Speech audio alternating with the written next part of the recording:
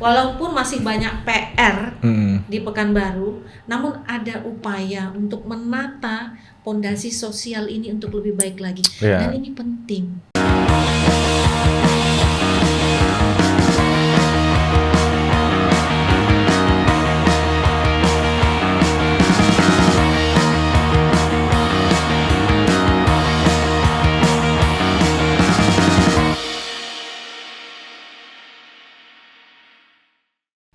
Ya, hari ini kita ring 1 itu biasanya menghadirkan orang-orang terdekat nih dari lingkaran kekuasaan.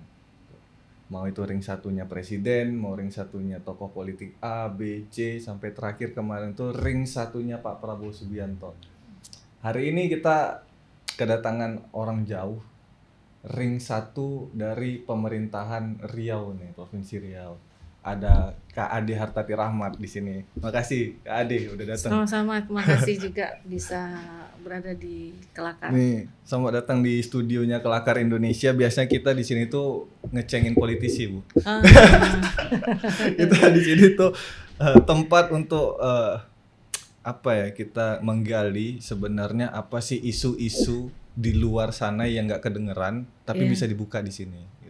Eksklusif hanya di Kelakar Indonesia. Nah, yang menarik nih kan sebenarnya Kak Ade ini dulu berawal karir politiknya tuh dari DPRD Kota Pekanbaru. DPRD Kota Pekanbaru. Kemudian lanjut ke di DPRD Provinsi Riau. Nah, berarti ada 10 tahun ya di pemerintahan. 15 tahun. 15 tahun. 15 tahun. 15 tahun S1, S2, S3. Sudah doktor. Udah doktoral nih. Bidang pemerintahan. Kebijakan publik. Jadi selama 15 tahun nih Bu, 15 tahun Ibu di pemerintahan ya, baik itu Kota Pekanbaru ataupun Provinsi Riau. Sebenarnya apa sih yang mau Ibu perjuangkan di situ? Kenapa kok terjun ke politik, ke DPRD? Iya, jadi memang awalnya saya kan latar belakangnya dosen. Akademisi. Dosen, ya? Akademisi. 2008 itu undang-undang pemilu berubah. Sama dengan seperti kemarin, gonjang-ganjing, mau nomor urut, mau suara terbanyak. Nah, masih gonjang-ganjing. Akhirnya 2008 itu undang-undang pemilu tahun 2007 nomor 7 tahun 2007 itu menyatakan bahwa anggota DPRD itu adalah hasil perolehan suara terbanyak. Wah, saya melihat, loh ini peluang ini. Mana selama ini mana ada akademisi yang mungkin akademisi yang bisa masuk ke dunia politik mungkin ada tapi nggak banyak gitu loh nggak banyak apalagi perempuan kan. Benar. Saya bilang nih saya Ibu udah berhitung ya jumlah mahasiswa berapa gitu ya. Kalau mahasiswa belum tahu milih. Karena orang nyoblos dia baru tidur kan. Jadi saya pikir ini peluang lah buat perempuan, kemudian orang yang tidak berlatar belakang politik untuk maju berpolitik. Nah, akhirnya saya maju berpolitik, mencalonkan diri dari Partai Amanat Nasional. Partai PAN ya. PAN ditempatkan di nomor urut 1. Ya nomor urut terakhir lah. Ya. Waktu itu ada satu dapil itu 17 caleg, saya nomor urut 12. Bayangkan nomor urut 12. Namanya kecil-kecil. Tapi akhirnya dengan perjuangan kan dan keyakinan memang kerja keras itu doa mengantarkan saya sebagai salah satu kandidat anggota DPRD dengan perolehan suara terbanyak. Nah, itulah karir pertama seorang Ade Hartati duduk di DPRD kota. 2009 ya. Awal banget itu kita pemilu kedua ya. Pemilu kedua atau ketiga? Kedua ya, kedua. Iya, pemilu pertama itu 2024 tertutup 2004, kan, kemudian 2009 terbuka. Betul. Kemudian maju lagi di 2014, kemudian 2019. Nah, dari 15 tahun ini berada di dalam sistem pemerintahan, karena kan legislatif itu unsur dari pemerintah, bagian tak terpisahkan dari pemerintahan. Ada eksekutif, legislatif, yudikatif. Nah, itu kan tak terpisahkan. Nah, itu memang sebenarnya masih banyak hal yang bisa dilakukan oleh pemerintah daerah untuk mengeksplor dirinya agar daerah itu bisa lebih maju lagi, bisa lebih baik lagi. Kan peran penting untuk kolaborasi kan. Nah, dengan catatan tadi bekerja sama dengan seluruh stakeholder dan membangun kerjasama dengan masyarakat dan terutama berkomitmen pada pelayanan. Sebenarnya banyak yang bisa dilakukan. Walaupun Pekanbaru itu tidak punya sumber daya alam, dia perdagangan dan jasa. sangat banyak potensi ini yang bisa digerakkan untuk membangun Pekanbaru ke depan. Di sektor masyarakatnya nih Sektor ya. masyarakatnya, sektor perdagangan dan jasanya. Benar. Bayangkan aja satu hari berapa perputaran uang di Pekanbaru, berapa pajak retribusi yang dihasilkan. Iya. Nah ini yang mungkin besar ya. harus dikelola secara maksimal oleh pemerintahan ke depan, pemerintahan terpilih ke depan. Nah, tapi menariknya memang dari tadi ya Kak Ade itu bicara tentang banyak potensi yang bisa kita kembangkan, kemudian perputaran ekonomi yang bisa dihasilkan sama Provinsi Riau dan khususnya Kota Pekanbaru. Tapi kenapa nih angka kemiskinan sama lapangan kerja di Kota Pekanbarunya itu, karena aku taunya Pekanbaru ya, nggak tahu yang kota-kota lain gitu. Hasil itu ya, hasil banyak data-data hasil survei, kemudian catatan pemerintah segala macam yang bilang bahkan hasil jajak pendapat di TikTok. Nah di TikTok tuh kan kita coba ngelihat respon-respon netizen gitu. Sebenarnya itu suara hati rakyat bener loh kalau yang di TikTok itu karena reaksi cepat segala macam. Nah ini kan lapangan kerja, kemudian masalah kemiskinan masih jadi problem serius tuh di sana. Nah ini persoalannya ada di mana sih gitu? Kalau persoalan kemiskinan ini kan sebenarnya banyak hal penyebabnya ya. Ada kemiskinan terstruktur, ada kemiskinan kultur. Kalau yang terstruktur ini contohnya umpamanya orang tuanya nggak sekolah, nanti anaknya kan bisa jadi nggak sekolah juga. Ini kan terstruktur. Ini karena sistem ekonomi politik lah kan gitu. Kalau kultur karena kebiasaan, ya kalau orang tuanya melihat bahwa ya kita biasanya cari uang ya begini, itu kan kultur kebiasaan ya. Nah, itu kalau untuk menyelesaikan kalau ini, di Jakarta namanya stoik, Bu. Stoikisme kalau di Jakarta. Bukan kultur ya. Bukan kultur ya. Jadi itu yang merasa udah kita bersyukur segini gitu aja. Iya. Ini kan persoalan yang nggak akan bisa diselesaikan dengan cepat. Karena banyak faktor yang harus diselesaikan kan. Benar. Tapi kan masyarakat nggak mau tahu. Yang penting sekarang bagaimana mereka bisa dapat pekerjaan, kemudian bisa mendapat upah dari pekerjaan itu dan bisa menghidupi keluarga, kan benar. Itu. Nah ini yang harus dipikirkan pemerintah. Nah sebenarnya kan lapangan pekerjaan ini bisa lapangan pekerjaan formal dan informal. Nah informal ini kan bisa dari usaha kecil menengah sekarang UMKM, yang harus digerakkan, kan? UMKM. Nah karena memang UMKM ini kan rata-rata nggak perlu lah punya keahlian tapi punya kemauan. Benar. Nah pemerintah harus melihat peluang ini, bahwa ada peluang pekerjaan dari masyarakat yang mungkin bisa diberikan kepada masyarakat, yaitu pemberdayaan tadi melalui UMKM. Iya, mulai dari pelatihan yang diberikan pemerintah, pelatihan, permodalan, kemudian gitu. Pemasaran. Nah, tinggal lagi masyarakat mau nggak? Nah, harusnya mau sih. Nah, harusnya mau. Ya, semua kan sudah disiapkan. Nah, yang mau masyarakat ini dari peluang Medan tercepat. Kayaknya, Bu. Masyarakat Medan di Pekanbaru. Ini peluang tercepat kita. Ini peluang tercepat kita. Bagaimana kita membuka lapangan pekerjaan, kemudian menghadirkan pasar. Nah, kemudian juga bagaimana menguatkan masyarakat dengan permodalan. Nah, ini sebenarnya yang harus dilakukan pemerintah sambil terus membangun merancang kebijakan agar mungkin kemiskinan yang terstruktur tadi yang karena pendidikan, karena tidak ada keahlian itu bisa dibenahi.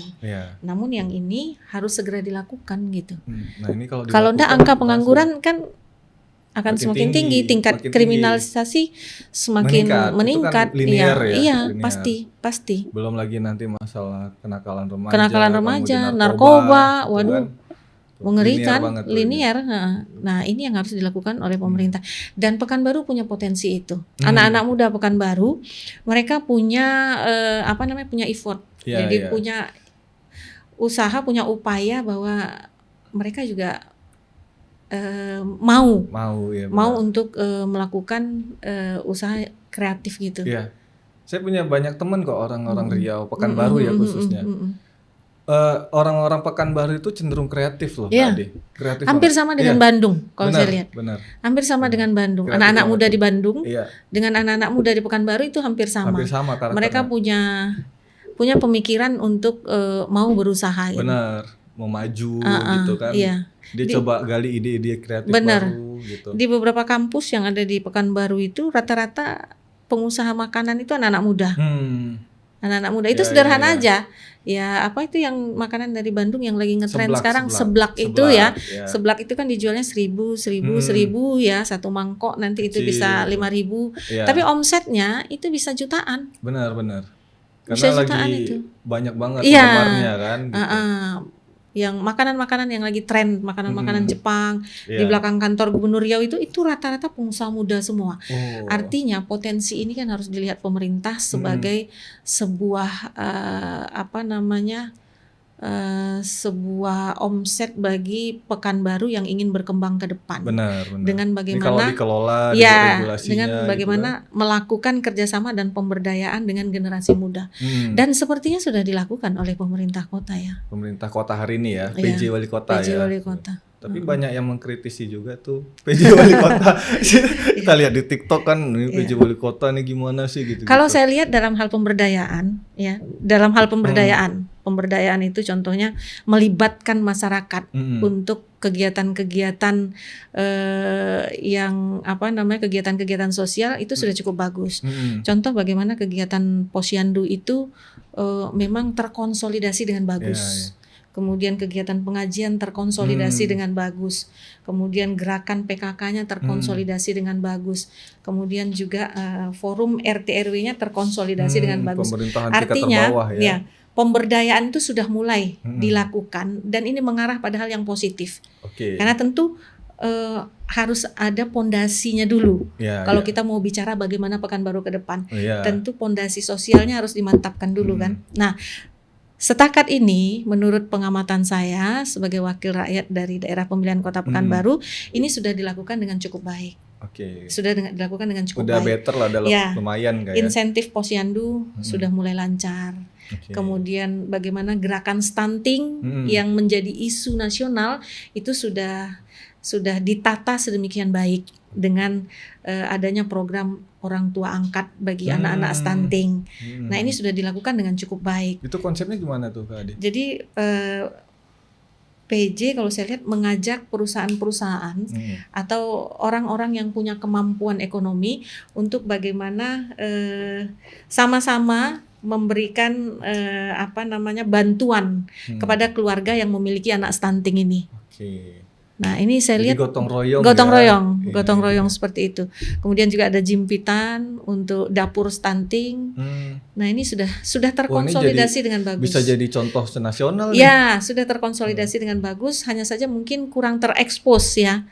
Kurang terekspos, yang lebih terekspos itu mungkin ya infrastruktur jalannya. Nah, tapi ini konten Ring 1 biasa ditonton Pak Jokowi kok. Nanti dijadikan referensi. Iya. Nah, kalau dalam kacamata saya, pembangunan itu kan juga harus memiliki landasan kondisi sosial yang kuat. Nah, ini mungkin yang sedang dilakukan oleh PJ. Bagaimana menata kondisi sosial itu baik dulu. Karena kan 2 tahun ini nggak cukup buat ngapa-ngapain kan. Karena sejarah panjang kebijakan itu kan harus diurai satu-satu untuk menyelesaikannya gitu. Rencana pembangunan jangka pendeknya kan gitu. Nah, itu kan harus diurai satu-satu. Nah, mungkin ya saat ini saya nggak pernah komunikasi dengan PJ, tapi dalam pengamatan saya kemungkinan beliau menitik beratkan pada pembangunan sosial sebagai landasan awal ketika nanti ingin membawa Pekanbaru lebih baik lagi siapapun pemimpinnya ke depan. Oh, dia kasih fondasinya ya Kak dia. Karena kalau ini tidak ditata, maka bisa lebih carut-marut lagi. Iyalah. Iya kan? Ada fondasinya, nggak ada akarnya. Maka itu kan? Pemberdayaan itu mungkin yang dikedepankan. Bagaimana menata ini kan. Nah, saya lihat dari pandangan yang saya jumpai di lapangan ya, ibu-ibu itu mereka punya optimisme. Punya optimisme bahwa ini sesuatu hal yang sangat positif yang dilakukan untuk masyarakat. Bagaimana pola hidup bersih dan sehat itu kembali digulirkan. Kemudian gerakan stunting itu diperkuat. Kemudian posyandunya itu lebih difokuskan lagi. Kemudian pengajiannya. Nah, Hal-hal seperti itu yang kalau dari kacamata saya. Nah, kalau Pekanbaru kan sebenarnya itu positifnya Pekanbaru ya. Kalau yang kabupaten kota lain di Riau mungkin kita kurang paham karena yang sering kelihatan kan Pekanbarunya nih kan, Kak Ade. Jadi di tengah masyarakat yang kosmopolitan nih, ada banyak suku di sana, ada banyak agama. Miniaturnya Indonesia. Miniaturnya kan? Indonesia. Pekanbaru gitu. itu miniaturnya tapi Indonesia. mereka itu warga itu diikat dengan ikatan religi gitu kan, ikatan emosional, sosial, ikatan sosial gitu. Sehingga guyup gitu kan, sehingga saling terkoneksi dan mungkin itu yang dibutuhkan masyarakat ya. Merasa dilibatkan. Gitu. Merasa diberdayakan, merasa dilibatkan sehingga masyarakat punya tanggung jawab terhadap apa yang ingin mereka capai ke depan. Ini rumah kita bersama nih. Apa yang ingin mereka wariskan ke depan buat rumah mereka Pekanbaru. Nah, ini yang sedang mungkin saja konsep awalnya itu berangkat dari situ. Dan saya melihat ini konsep yang tidak banyak dipikirkan oleh orang. Karena kan kita cenderung menilai pembangunan itu keberhasilannya dari segi infrastruktur aja. Kalau jalannya bagus, berarti mantap. Kalau infrastruktur gedung-gedung tinggi itu ada, berarti bagus. Nah, padahal di balik semua itu ada kehidupan. Kehidupan yang di dalamnya ada kehidupan sosial. Masyarakat terkecil kita, keluarga. Yang harus dikuatkan dulu. Karena negara ini kan masyarakat terkecilnya tuh keluarga. Masyarakat terkecil. Keluarga, baru RT, baru RW, baru kelurahan, desa, kecamatan, kota, kabupaten, baru provinsi, baru negara. Lah kalau keluarganya ini ditinggal sendiri, gedung-gedung berdiri tegak, jalan-jalan mulus, keluarganya ditinggal, saya bilang itulah ketidakadilan sosial. Jadi itu dia yang sekarang bagaimana menata dulu kehidupan sosial ini lebih baik lagi gitu loh. Mempermudah UMKM untuk mendapatkan bantuan. Kalau saya nggak salah itu salah satu program lah dari PJ. Nah, jadi bantuan modal, pelatihan, gitu kemudian juga ada skill lah. Bantuan modal, kemudian juga kesehatan gratis. Kemudian juga ada asuransi kematian ya. Jadi setiap warga Pekanbaru yang meninggal itu dapat bantuan santunan santunannya walaupun tidak besar. Tapi inilah yang bisa dilakukan pemerintah untuk hadir dan dirasakan oleh masyarakatnya. Nah, ini mungkin yang sedang dilakukan ya. Kalau saya sih tidak pernah diskusi berdua, tapi kalau saya amati pengamatan kita sebagai orang yang tinggal di situ bisa melihat Jadi sebenarnya ke depan nih ya untuk Riau, untuk Kota Pekanbaru. Ini fondasi-fondasi mungkin ada nih, walaupun nggak banyak ya fondasi-fondasinya. Seenggaknya ada bata untuk dapur udah terbangun nih kan, walaupun terasnya belum gitu, atau ruang tamunya belum, kamar belum. Orang kayak gimana sih ke depan itu? Menurut kacamata Kak Ade sebagai wakil rakyat ya, orang yang seperti apa, yang kayak gimana ke depan, yang mampu, ini kriteria ya, bukan person gitu, yang mampu untuk melanjutkan nih fondasi-fondasi yang udah dibangun di Kota Pekanbaru ataupun Riau gitu. Yang pertama dia memiliki ilmu ya dalam bidang kepemerintahan. Kemudian pengalamannya sudah cukup konkret lah ya. Pengalaman di pemerintahan atau di sosial di politik mungkin ya. Karena kan nggak mudah juga jadi pemimpin kan. Benar. Harus dibekali dengan pengalaman, kemudian juga keilmuan. Dan itu yang mungkin kriteria yang saya harapkan Pekanbaru ke depan gitu. Karena yang sekarang, mudah kan cuma jadi ini ya, cuma jadi top leader itu kan 2,6 juta bisa jadi mobil Fortuner cash itu Pak Jero. Kak Ade tahu nggak? Nggak tahu. Nggak tahu. Nggak tahu. Itu yang mudah jadi top leader itu Kak Ade. Cukup modal. Dia punya ilmu, ya kan, ilmu bidang pemerintahan. Dia punya pengalaman. Karena nggak mudah loh mengelola pemerintahan itu. Iya dong, nggak mudah. Iya kan? Nggak mudah mengelola pemerintahan itu. Nggak cukup, ini saya mau ini, nggak begitu. Gitu. Ini ibarat memasak. Yang kita sajikan tuh harus pas.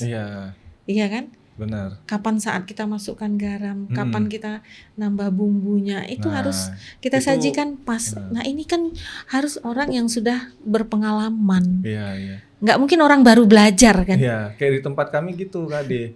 Jadi menurut dia, wah ini bagus nih, pasangnya keramik di jalan kan. Nah, terpleset orang.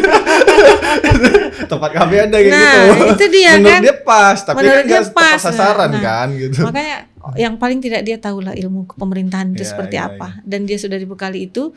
Kemudian dia juga punya pengalaman dalam pemerintahan. Punya pengalaman paling tidak bersinggungan dengan dunia politik lah.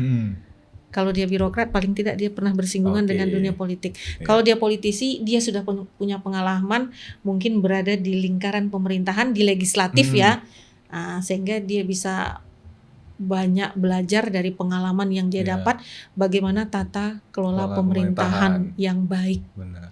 Dan yang penting sebenarnya yang dia tahu kondisi rakyatnya Kak Ade. Yang pasti itu dia paham kondisi rakyat. Benar. Jadi pemerintah ini kan nggak pemadam kebakaran. Iya.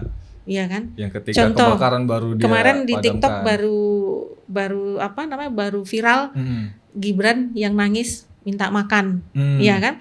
Nah, ini Gibran yang mana nih? yang di TikTok itu, iya kan? Saya agak yang di TikTok. Gibran kok nangis minta makan? Coba ya, anak kecil pulang ke rumah siang hari, kemudian dia lapar, di rumah nggak ada makanan. Nah, tugas pemerintah kan bukan sebagai pemadam kebakaran. Nah, bagaimana solusi kebijakan loh, agar nggak boleh lagi ada anak yang nggak bisa makan, kelaparan. Agar nggak boleh lagi ada anak yang nggak bisa sekolah, nggak boleh lagi ada anak yang nggak bisa berobat. Nah, ini kan kebijakan yang harus dipikirkan oleh pemerintah. Nah, ini kan penting. Gimana regulasinya? Gimana bisa regulasinya? setara ya, jadi ya keadilan sosial itu bisa merata gitu loh. Padahal bisa banget ya. Bisa banget. Riau itu. Ya tadi konsepnya yang pertama tadi bagaimana menciptakan lapangan pekerjaan.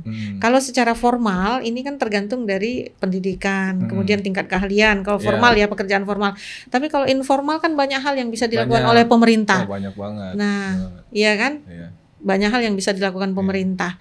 Nah, ini salah satu cara untuk menekan angka kemiskinan. Bagaimana membuka lapangan pekerjaan, terutama dengan melibatkan generasi muda. Karena yang punya negara ini ke depan, masa depan itu kan ya anak-anak muda gitu. Nah, melibatkan mereka. Dengan mempermudah akses permodalan, dengan mempermudah pasar, dengan mempermudah izin dan segala macam. Atau bahkan bisa jadi mempermudah pajak bagi pengusaha-pengusaha baru. Iya kan? Orang baru buka sudah dipajak. Terus ya jadi mau beli minuman teh nih, kopi. Kopi harusnya dijual 5.000 karena ada pajak kan naikin dikit. Ya lama-lama collab juga tuh usaha kan. Nah, mempermudah itulah yang mungkin harus dilakukan pemerintah kan ke anak-anak muda kita. Nah, itu salah satu upaya lah sebenarnya untuk menekan angka kemiskinan. Jadi satu paket itu ya. Satu paket. Lapangan kerja nanti akan bermuara pada menekan angka kemiskinan gitu ya. Bukan menekan yang miskin ya tadi. Karena kebanyakan gitu kan menekan yang miskin. Menekan yang miskin ya. Jangan sambil sambil terus memperjuangkan bagaimana kebijakan untuk meningkatkan kualitas kehidupan masyarakat melalui pendidikan itu harus terus dilakukan.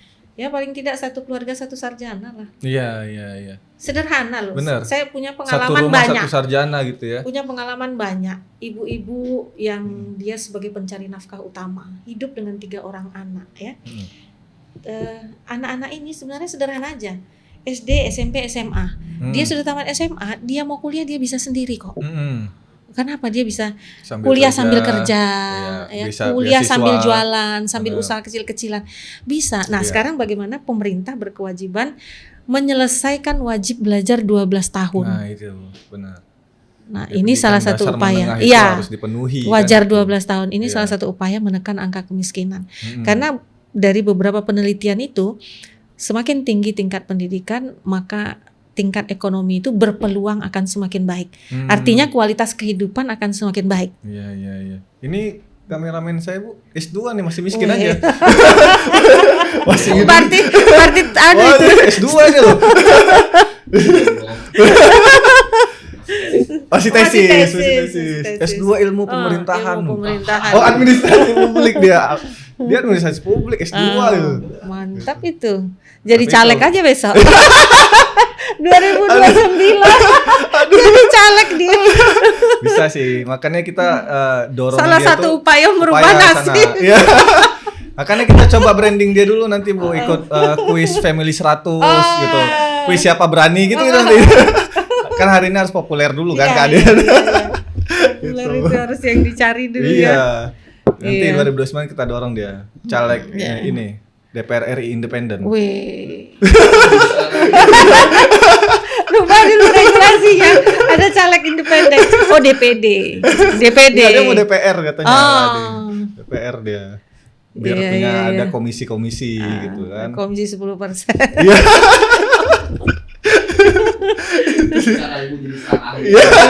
Iya. Tadi staf benar. ahli. Belajar dulu ya. Iya. Belajar dulu. Belajar kan gitu. Kita kalau anak-anak muda ya, Iya. apalagi kayak saya gitu, anak-anak muda yang berlatar belakang gerakan, kita memang punya cita-cita di negara pemerintahan gitu Iya. tadi.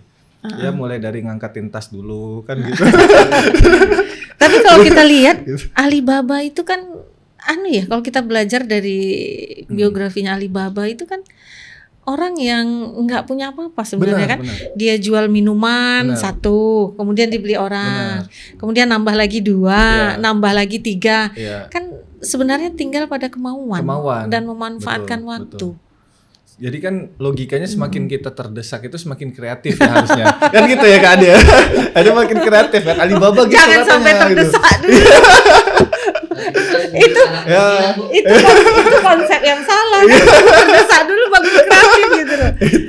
Sekarang bagaimana menciptakan peluang itu Ya. kan. Nah, menciptakan Nah, sebenarnya itu kan peluang. dasarnya dari pendidikan Ya. kan, Kak Ade. Jadi pendidikan itu kita jadi tahu teori-teori itu. Oh, Ya, kita ya, jadi tahu pengetahuan di luar negeri gitu kan atau di ya zaman dulu kayak gimana sih atau orang-orang sekitarnya gitu. Ya, Karena kayak di kampus, di sekolah kan kita disuguhkan referensi kan. Kayak tadi tuh Alibaba. Ya, Kan itu di kampus diceritakan jadi motivasi kan Iya, gitu. iya. Di Indonesia itu ada Bob Sadino Ada gitu Bob kan. Sadino. Terus ada Raffi Ahmad ya. Ada Raffi Ahmad. Ada Pak Im Wong. Ada Rafathar gitu. Kita diceritakan untuk dimotivasi kan. Itu iya. Nah, kalau kita nggak sekolah kan kita nggak tahu Kak Ade. Makanya penting tuh pendidikan. Jadi Pendidikan memang penting. jadi apa namanya menambah wawasan kan. Iya, maka itu kan di Undang-Undang Dasar itu pendidikan itu merupakan hak dasar kan. Benar. Nah, Hak kemudian asasi itu. hak asasi. Makanya di Undang-Undang Pemerintahan Daerah itu disampaikan bahwa pendidikan itu urusan wajib. Iya. Urusan wajib setiap pemerintahan. Dan harusnya kan sekarang lebih mudah karena dibagi tingkatan Dibagi kan, Kak Ade? tingkatan. Ya. Jadi kabupaten kota untuk pendidikan dasar gitu kan. SD, SMP, kabupaten kota, Hmm. SMA, SMK, provinsi, perguruan tinggi itu pemerintah pusat. pusat. Nah, Jadi bebannya kan bebannya kan nggak bisa tertumpu terbagi. satu kan Iya. ya. Nah, jika ini masing-masing pemerintahan melaksanakan ini secara optimal, saya pikir nggak ada lagi anak yang tidak sekolah, sehingga itu menyebabkan angka kemiskinan semakin Benar. tinggi kan. Benar. Kalau masing-masing pemerintahan memiliki tugas dan tanggung jawabnya dan melaksanakan tugas dan tanggung jawabnya dengan baik. Iya.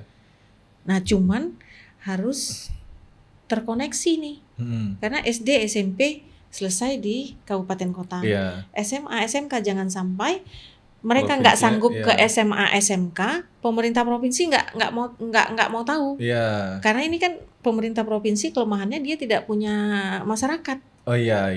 Dia Nah, hanya sebagai penyambung nah, kota ini- kabupaten iya. ke pusat Makanya ya. harus ada kebijakan yang terkoneksi. Mm-mm. Nah, selesai SD, SMP 9 tahun, Mm-mm. maka untuk naik ke 12 tahun, nambah 3 tahun lagi itu harus dua pemerintahan ini harus duduk bersama ini. Oke. Di mana problemnya? Mm-mm. Apakah pada akses pendidikan, sekolah Iya. yang kurang, ataukah karena biaya pendidikan yang mahal? Iya. Di mana problemnya? Duduk sama-sama ini, sehingga nggak boleh ada kebijakan kosong, sehingga masyarakat nggak tahu harus ngelakuin Iya. apa gitu loh. Benar. Mau masuk SMA, SMK biaya mahal, kalau nggak Iya. diterima di negeri swasta mahal. Mahal. Akhirnya ya milih nggak sekolah. Iya. Nah, pemerintah kabupaten kota kan nggak bisa maksa, karena SMA, SMK itu urusan Punya provinsi. gitu. Nah, cuman kan mereka yang punya masyarakat. Iya. Nah, ini yang harus duduk bersama. Mm-mm. Nah ini yang harus duduk bersama, melepaskan ego otonom dari masing-masing pemerintahan itu. Duduk bersama di mana kebijakan yang bisa kita beri untuk anak-anak yang membutuhkan pendidikan wajar 12 tahun. Ya, wajib belajar itu. Wajib ya. belajar 12 tahun. Sebenarnya fondasi yang ada hari ini di wali kota di Kota Pekanbaru ya, dengan melibatkan RT RW kan gitu. Terkoneksi lah ya, terkoneksi dengan warga, dengan perwakilan pemerintahan terbawah. Artinya kan bisa punya data itu Kak Ade kan. Data di kampungnya, di RT-nya masing-masing, berapa sih orang yang mau lanjut SMA kan gitu. Kan di database harusnya kan. Nah, itu juga yang dibawa sama pemerintahan kota ke provinsi kan gitu. Sehingga provinsi mampu menghitung berapa rasio anak akan lulus SMP yang mau masuk SMA SMK. Nah, jadi nggak hanya sensus BPS doang kan gitu. Benar, kan ada mekanismenya, ada musrenbang, musrenbang kelurahan.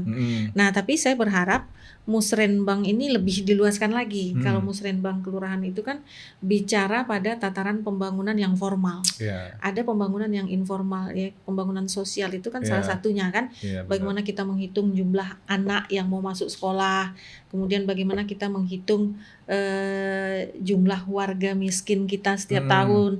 Nah, saya berharap ada musrenbang tersendiri secara khusus, mungkin dengan melibatkan seluruh lapisan masyarakat, contoh mungkin kader posyandu, kader PKK, kader majelis taklim. Nah, untuk bisa menemukan persoalan sosial yang ada di masyarakat, yang dirasakan langsung oleh masyarakat, sehingga musrenbang itu tidak hanya bicara pada pembangunan fisik, tapi juga ada pembangunan sosial, dan bahkan lebih luas lagi, ada namanya musrenbang, mungkin musrenbang anak muda ya atau remaja Nah, sehingga gitu persoalan yang ada di anak-anak muda itu terungkap. Contoh mereka sudah lulus SMA, SMK, lapangan pekerjaan nggak ada. Ini kan harus tercatat oleh pemerintah dan harus dicarikan solusinya. Nah, selama ini kan saluran ini nggak ada ini. Nggak ada. Maka terputus terputus di musrenbang formal saja. Itu pun anak-anak muda nggak tahu ada musrenbang. Nah, itu dia. Nah, maka saya berharap musrenbangnya ini diperluas. Jadi pemberdayaan itu melibatkan semua. Ada perempuan, ada anak, ada remaja. Nah, sehingga persoalan-persoalan itu bisa terungkap dan pemerintah bisa melakukan prioritas apa yang harus dia lakukan terlebih dahulu. Nyusun strategi. Dan kalau anggarannya nggak ada, bagaimana cara menyiapkan anggaran ini? Apakah telepon bank daerah gitu kan? Nah, karena pembangunan itu kan dua aja sumbernya. Ya kan, dari APBD kalau dia di daerah, APBN kalau dia di pusat, dan dari hutang. Cuman dua itu. Nggak ada persoalan hutang kalau masyarakat ada persoalan kan gitu. Kalau untuk masyarakat. Namun kan ada prioritas persoalan dulu yang harus ditentukan, sehingga pengembalian hutang ini tidak membebani masyarakat. Terukur dia. Benar. Nah, hal seperti itu sebenarnya. Itu orang yang harus ngerti ilmu pemerintahan tuh. Nah, ilmu administrasi pemerintahan ilmu pemerintahan itu dan inilah pemberdayaan itu. Kadang kan ya cuma sekedar jadi politisi terus besok cita-cita pengen jadi apa gitu. Jadi wali kota, jadi gubernur. Mau jadi wali kota, nyalahin wali kota. Mau jadi gubernur, nyalahin gubernur dulu. Mau jadi presiden, nyalahin presiden dulu. Ya, kalau begitu konsepnya nggak ada habisnya kan. Cuma Tuhan yang nggak disalahin. Bener. Kadang juga Tuhan disalahin, Kak Ade. Ada disalahin tuh. Iya kan? Ada. Mau jadi wali kota kita nyalahin wali kota gimana gitu loh. Mau jadi gubernur nyalahin gubernur yang ada. Loh, kita bagian dari pemerintahan. Mau jadi presiden kita nyalahin presiden. Nah, padahal kita bagian tuh, terlepas dia apakah orang-orang di legislatif atau hanya politisi atau hanya rakyat biasa, kita kan bagian. Diberi ruang ini. Kan diberi ruang. Kalau legislatif itu diberi ruang untuk mengoreksi. Mengoreksi. Nah, memang ada hal-hal yang bisa disalurkan lewat jalur politik. Namun ada yang tidak bisa lewat jalur politik, jalur sosial. Nah, kan itu bisa dilakukan. Namun ya konsepnya jangan menyalahkan gitu. Ya duduk bareng cari solusinya dong. Cari solusi. Yuk duduk sama-sama kita rembuk gitu. Bener. Musyawarah mufakat itu kan termaktum dalam Pancasila kan. Musyawarah mufakat gitu. Sehingga nggak ada lagi yang saling menyalahkan. Nah, seperti itu konsep yang mungkin sejuk perlu gitu kita gitu. Perlu kita contohkan kepada generasi kita ya gitu. Benar. Bagaimana membangun kebersamaan ya. Berbeda cara pikir, cara pandang itu hal biasa gitu. Biasa. Nggak ada persoalan Saya gitu. kalau rapat tuh biasa lempar-lemparan kursi Iya, biasa. biasa. Tapi kita nyari solusi kan itu. Biasa. Setelah itu ya udah nggak kita diterima, bareng lagi. iya biasa, nggak Benar. diterima itu hal biasa gitu. Benar. Iya. Sampai rapat 3 hari 3 malam Itu itu. pernahnya hal biasa. Biasa. Heeh. Yang penting kan apa solusinya nih ke Iya, depan gitu. paling Duduk nggak, bareng, iya gitu. paling selesai rapat nanti nggak tidur semalam. Iya. Kenapa ya gitu? Tapi selesai itu ya Kepikiran selesai kan kan? gitu kan. Kalau kita, aduh kenapa ya gitu. Iya. Selesai itu ya sudah makan enak lagi, Enak, tidur kita- nyenyak lagi gitu kan. Benar kan. Ya karena itu kan proses yang harus Proses. kita lalui gitu. Nah, kita berpolitik harusnya kayak gitu sih. Harusnya. Politisi kita harusnya bisa Harusnya. nyontohin kayak gitu kan. Harusnya. Jadi duduk bareng nih Harusnya. solusinya gitu kan. Oh, politik itu cari jalan tengah kan. Benar. Titik tengahnya di mana Benar. gitu. Udah cari titik tengah, duduk bareng-bareng, ini titik tengahnya yang pasti kiblatnya tetap rakyat, masyarakat Iya. kan begitu. Jadi untuk Iya, kepentingan dan jangan sampai kemampuan rakyat gitu berkoar, tahu-tahu ada kepentingan yang terselip di balik itu. Nyerang. Ada kepentingan. Besok nyalon wali kota, Waduh. nyalon gubernur gitu. Waduh. Nyalon presiden. Ada gitu. Kan ada kesempatan yang diberikan untuk memberikan masukan. Justru kayaknya sekarang rakyat lebih cerdas sih Kak. Lebih cerdas. Lebih cerdas. Dia ngeliat Masyarakat mana lebih sih cerdas. apa namanya? Orang-orang yang punya solusi buat kita kan Iya, gitu. iya. Karena kan yang dibutuhkan oleh masyarakat kayak gitu kan. Iya, iya. Solusi untuk dirinya, kehidupannya Iya. gitu kan. Nah. Biar dia nggak miskin lagi, biar dia bisa kerja gitu. Iya, benar. Kan di situ masyarakat. Jadi kalau 2009 itu pengalaman saya melihat, menggambarkan masyarakat itu dibagi dua. 50% itu yang dia mau peduli terkait kehidupan bernegara, 50% lagi ya dia tak acuh aja. Itu masih 2009. Nah, perjalanan waktu 5 tahun ke depan di 2014 itu bergeser ternyata. Yang tidak mau peduli itu lebih tinggi. Karena mungkin tidak merasakan dampak, Kecewa ya Iya, Kak dia. tidak merasakan dampak dari adanya kebijakan-kebijakan Iya. yang membantu mereka. Angka itu bisa 70% lah. Yang nggak mau tahu, 30% tetap yang mau tahu. Iya. Nah, 2019 angkanya naik lagi. Yang nggak mau peduli itu lebih tinggi. Lebih tinggi ya. Bisa Jadi 75% apatis ya, apatis. Nah, 2024 ini lebih tinggi lagi. Waduh. Nah, ini kan persoalan. Iya. Persoalan yang harus dipahami oleh pemerintah. Bagaimana Bukan hanya pemerintah sih sebenarnya, siapapun tokoh Siapapun, politik, lembaga siapapun. politik gitu. bagaimana yang 85% ini dia merasakan kehadiran negara, Benar. merasakan kebijakan negara itu berpihak pada dia. Nah, cara yang pertama yang saya lihat itu ya para elit jangan saling salah menyalahkan. Iya. Karena kalau ini terus dilakukan, angka apatis ini akan semakin tinggi loh. Orang jadi males kan Males Kak. gitu. Iya. Nah, jadi ayo cari solusi, Mm-mm. membangun kebersamaan, Benar. duduk bersama. Mm-mm. Jalan satu-satunya mencari solusi yang terbaik. Benar. Toh proses demokrasi sudah selesai kita Ya. lakukan kan.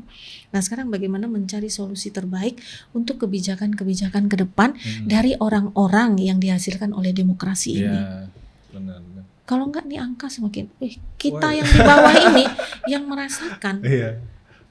Buktinya apa gitu. Ya, politik uang kan semakin gencar. Wah, ngeri. Karena Ngeri memang ya. udah apatis. Ngeri. Karena masyarakat udah apatis, bukan salah masyarakat. Tapi ini Salah kita loh. ini real ya Kak Ade. Ini real, ini nggak ada di media, tapi ini pengalaman empirik ya. Jadi saya punya teman Kak Ade. Waktu itu dia di Pekanbaru, waktu pemilu 2019, dia di Pekanbaru. Dia di situ aktivitasnya sehari-hari itu sebagai distributor ini sepatu. Nah, dia manajer area lah, tuh daerah Riau ya. Jadi setelah Pilpres kita ngobrol-ngobrol tuh, ketemu di Jakarta waktu itu. Di Jakarta kita ngobrol-ngobrol, dia kasih fakta. Bahwasanya setelah pemilu itu dia lakukan riset, survei lah, karena dia manajer area, dia buat survei di toko-toko di bawah naungan dia. Nah, pasca Pilpres itu penjualan meningkat Kak Ade. Meningkat loh, pasca pemilu.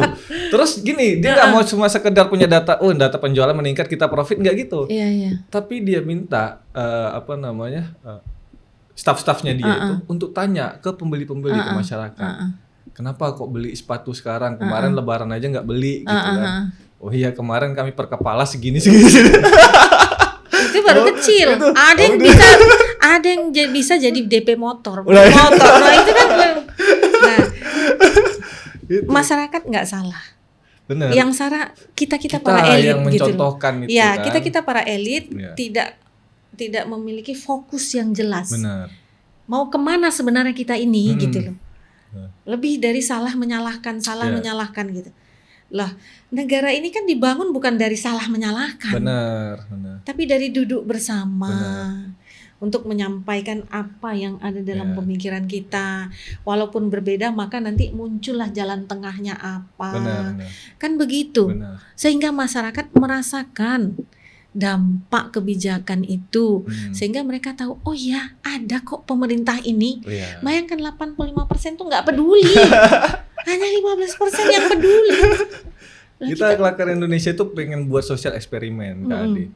Jadi naruh politisi atau tokoh politik, mau itu bupati, wali kota, anggota DPRD kan gitu, turun ke jalan gitu, tanpa embel-embel segala macam. Ada yang kenal nggak sama dia? Kayaknya nggak ada. Nggak ada. Kayaknya sulit sih. Kecuali yang benar-benar dia menguat ya, mengakar di basis masyarakatnya kan gitu. Dia ngebangun komunitas masyarakatnya itu mungkin oke. Tapi kalau yang cuma sekedar punya uang segala macam, kayaknya nggak dikenal dia. Nggak dikenal. Ketemu di jalan nggak ada yang peduli. Iya. Betul, itu realita. Iya. Nah, dari mana angka 85%? Lihat aja pemilu kemarin gitu loh. Yang mau milih dengan sukarela berapa? Iya kan? Nah artinya kan masyarakat nggak ngerasakan ada perbedaan gitu loh. Nah itu memang narasinya gitu, sama aja kok gitu. Kita mau pilih siapapun, kehidupan kita gini-gini aja. Maka gitu. itu pemerintah harus segera melakukan tata kelolanya dengan lebih baik lagi, dengan melibatkan masyarakat. Dan ini mungkin saja yang sedang dilakukan oleh PJ di Kota Pekanbaru. Sehingga masyarakat tidak apatis. Melibatkan seluruh unsur masyarakat, memberdayakan seluruh unsur masyarakat.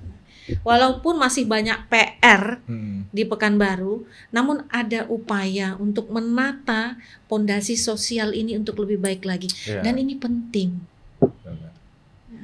Ini harus dibangun dulu fondasinya gitu. Nanti tinggal ngelanjutin aja. Tinggal gitu. ngelanjutin lagi pemerintahan selanjutnya. Oke, ini pondasi sosial sudah selesai. Sekarang kita bergerak pada bagaimana pembangunan infrastruktur, pembangunan ekonomi dan segala macam. Ambil ini terus diperkuat nih yang sosial ini. Bahkan kalau jangan sampai kalau komunitas sosialnya terbangun, kalau ekonomi masyarakatnya terbangun, jalan rusak nggak perlu pemerintah pusing, masyarakat yang akan bangun sendiri kan gitu. Akan bangun sendiri tuh. Ya buat apa punya kantor megah-megah, tapi masyarakatnya masih banyak yang stunting. Iya kan? Miris, kantor wali kotanya megah, masyarakatnya stunting. Benar. Iya kan? Masyarakat nggak bisa sekolah. Kalau hujan sudah nggak bisa kemana-mana gitu. Nah, jadi menata kehidupan sosial itu mungkin yang sedang dilakukan. Kalau saya sih berprasangka begitu. Walaupun masih banyak PR yang dirasakan secara kasat mata, namun kita nggak bisa menaifkan apa yang dilakukan ini mengarah pada hal yang tentu diarahkan pada yang lebih baik gitu. Apalagi kalau PJ kayaknya baru 2 tahun ya. 2 tahun ya. Kemarin dilantik kan. Sejarah kebijakan itu kan nggak 2 tahun ini. 10 tahun ke belakang. Ini kan nggak bisa dilepas. Iya kan? Nggak bisa dilepas loh. Harus berkesinambungan. Nah, berkesinambungannya ini kemarin itu ketika berkesinambungan dalam grafik negatif atau dalam grafik positif atau di titik nol. Iya, benar. Nah, ini kan kita harus lihat dulu posisinya dia di mana kan. Posisi kebijakan ini maksud saya gitu. Nah, itu kondisi daerah ya. Kondisi masyarakat. Kondisi daerahnya seperti apa? Terakhir nih Kak Ade. Tadi ini kalau lihat-lihat dari medsos ya. Yang buat kita itu tertarik untuk ngundang Kak Ade ini sebenarnya dari ibu-ibu rebana gitu. Ibu-ibu rebana tuh. Salam dari Kelakar kan. Ada lagunya tuh. Apa itu? Di sini Ade Hartati. Ada lagunya. Anggota Dewan Provinsi. Ada lagunya. Sedekat itu Kak Ade sama Sedekat ibu-ibu itu. rebana ya? Sedekat itu. Udah hampir 20 tahun. 20 Memang tahun. komunitas rebana ini menjadi prioritas kami lah untuk Iya. bagaimana melakukan pembinaan. Hmm. Karena kan Riau ini negeri Melayu. Iya. Melayu itu identik dengan Islam. Benar. Nah, Rabana ini kan salah satu kesenian yang berbau Islam. Iya. Nah, maka kita berusaha agar Rabana ini tidak punah di gilas zaman. Iya, benar. Jangan sampai nanti tidak ada ibu-ibu yang menyanyikan lagu-lagu Islami Iya. diiringi oleh musik Rabana. Iya. Yang ada ya ibu-ibu TikTokan semua kan.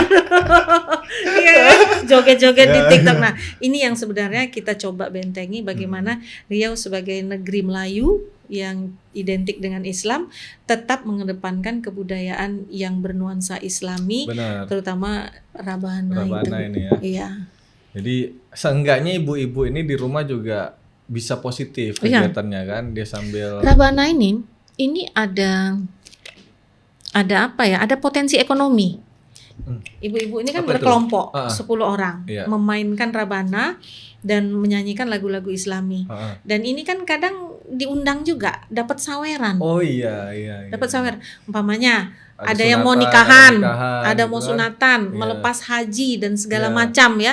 Mereka kan dapat saweran. Benar, Kalau benar. seminggu aja Sabtu Minggu Hmm. dapat saweran 500 sejuta seminggu. Iya, iya. Sebulan sudah 4 juta. Setahun, nah ibu-ibu ini kumpulin. Hmm. Nanti mau lebaran mereka bagi, Oke. atau mau sekolah anak mereka Ada uang bagi. kas ya. Ada uang kas. Nah, Iya, bisa beli baju seragam. Iya. Nah, bisa pergi jalan-jalan, Iya, iya. wisata.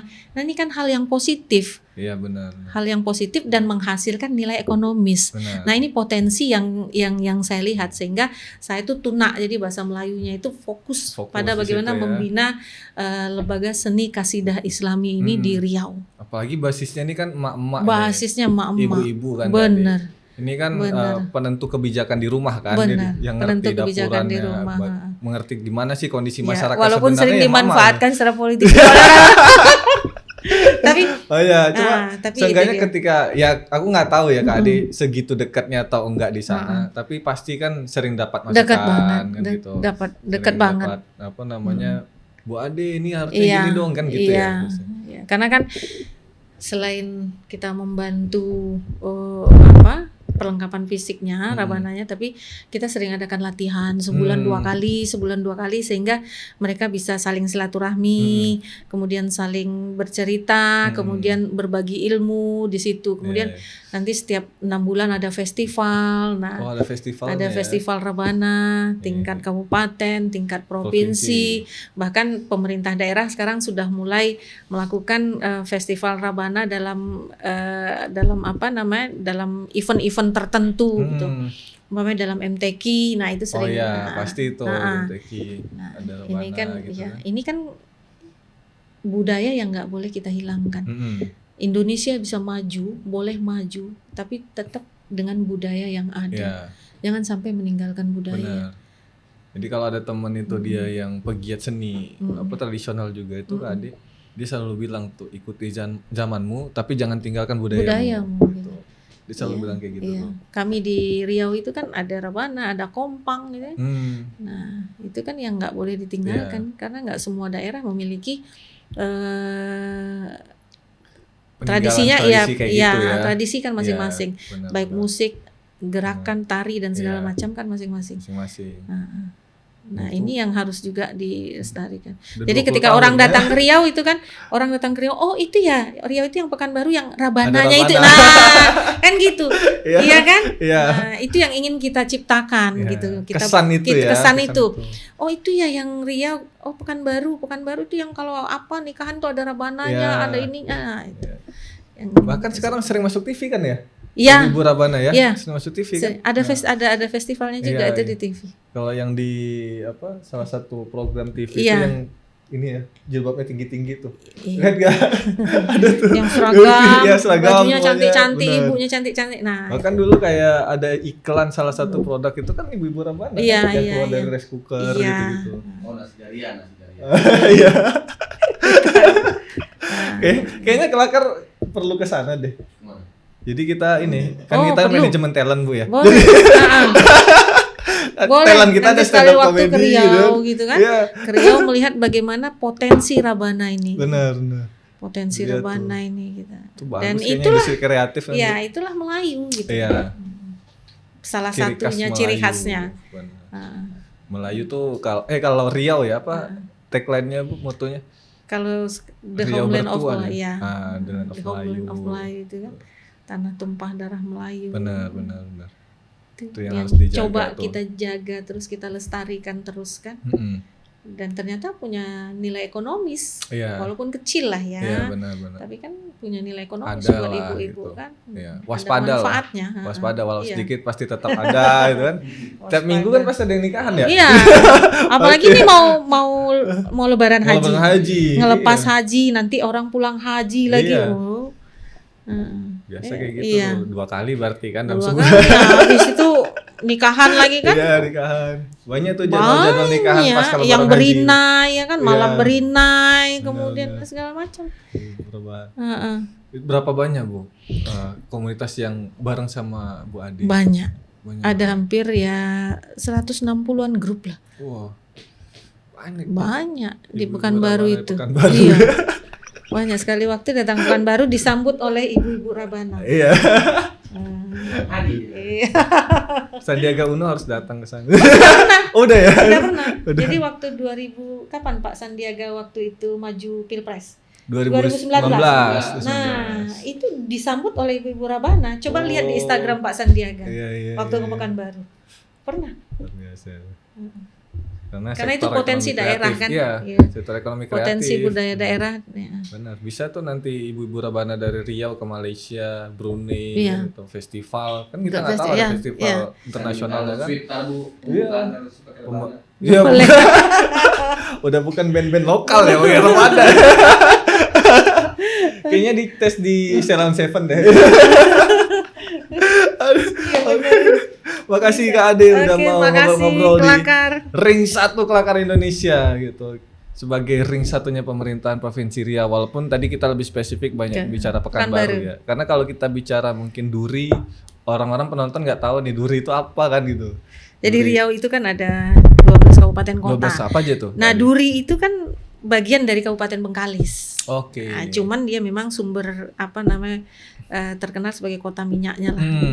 Nah, selain Dumai kan, Ya. kemudian ada Pekanbaru, kemudian ada Kabupaten Meranti yang berhadapan langsung dengan Malaysia. Oh. Nah, kemudian Kabupaten Bengkalis tadi, Kuantan Sengingi, Kuansing berbatasan ya. dengan Iya. Sumatera Barat, Kampar berbatasan dengan Sumatera Barat.